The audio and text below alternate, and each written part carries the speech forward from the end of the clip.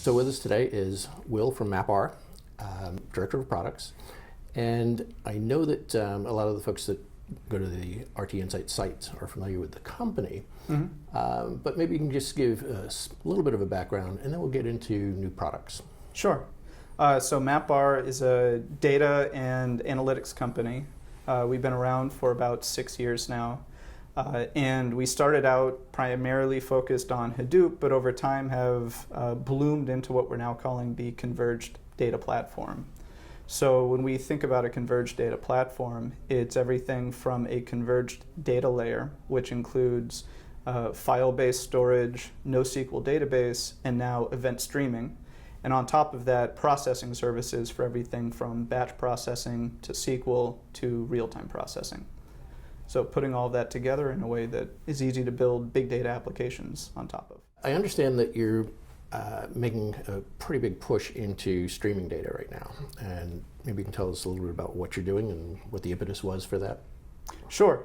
So our new addition in the Converged platform is this event streaming. We call it MapR Streams. Specifically what MapR Streams is, we call it the global publish-subscribe event streaming system for big data. So deconstructing that a little bit, the publish-subscribe gives you an idea of where it fits. So it connects the producers of data to the consumers of data in real time through a reliable channel. And when combined with stream processing technologies like Spark Streaming, Flink, Apex, technologies like that, you can build these real-time applications. How do you distinguish yourself in this market as it gets to be at least crowded in terms of mind share, if not capabilities? Sure. Two big things. One is the idea of convergence. So by building the stream processing into the same data layer that's doing NoSQL database and file-based storage, what we give customers the opportunity to do is build these applications that draw on all of these services in a consistent way. For example, think of a fraud detection application for financial services. In that application, it's not just about doing the stream processing, it's about doing the stream processing based on user-specific data that was gleaned through machine learning. So for that end-to-end application, there's the component that needs to run machine learning on all of the historical data to build profiles for each individual user, storing that model in a NoSQL database so that within the real-time streaming context, they can draw on the model data of the database and actually make decisions on whether a transaction is anomalous or in that user profile. So all these things put together lend to the converged story and make it easier to build these applications. And when you say converge, you're talking about convergence of streaming and more static, if you will. Yeah. So convergence of all of the data services that these applications need, whether they're batch-oriented file-based data services, operational NoSQL database, or the stream processing. So it's that convergence that's one of the big differentiators of our platform, because what it helps customers avoid is building not just clusters, but data silos, where some portion of the application data sits in that place, some application data sits in that place. Building a secure end-to-end security policy between all of these systems is often very complex because each system has a different way of doing authentication, authorization. Some have security, some don't. And of course, all of the duct tape you may need to build an application that sits on top of multiple disparate data services. All of that's avoided with this idea of convergence. The second big differentiator is how we deal with global data. So like I mentioned earlier, it's a global publish-subscribe system. And what we mean by global is the ability to synchronize event data between multiple clusters that are distributed worldwide. Because as we see more and more Internet of Things type use cases, data isn't always created in one location, it's created by different endpoints worldwide. And there's the balance between collecting close to the endpoint to optimize latency and processing in one location to figure out what's going on in aggregate worldwide.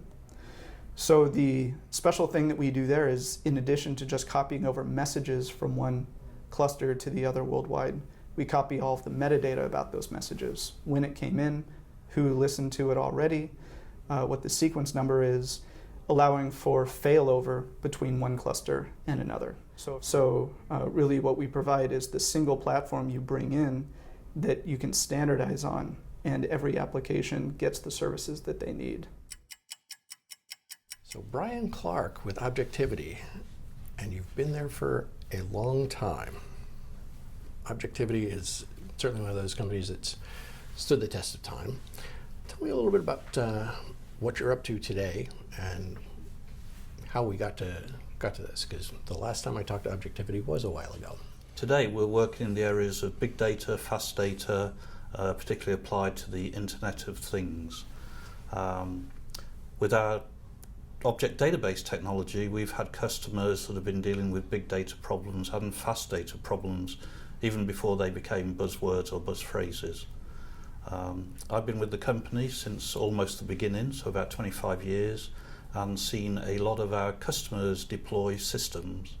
And if you haven't guessed by now, under the name Objectivity, then our prime products are object database. In that world, it's all about the objects and relationships between the objects. Another of our products is called Infinite Graph. So again, by the name, I guess it's a graph database. And if you think about the nodes and edges of a graph, it's no more than the objects and relationships in an object database. Our customers have been working in this area, mining the relationships between the data for many years in many different areas. In the defense and intelligence space, our customers are building what was then called data fusion applications, which obviously by the name involves collecting data from multiple sensors and fusing that data to give a common operating picture so that the analysts or the planners can make decisions based on the real-time information. The first generation systems were very brittle, built in C++ with a fixed data model. The next generation, which we call sensor fusion, they were much more dynamic, dynamic schema written in Java and basically using model-driven architectures. So if you like, the underpinnings of the work we do in the Internet of Things, where we talked about a lot of industrial commercial sensors, was based on the work we did with the military and intelligence agencies.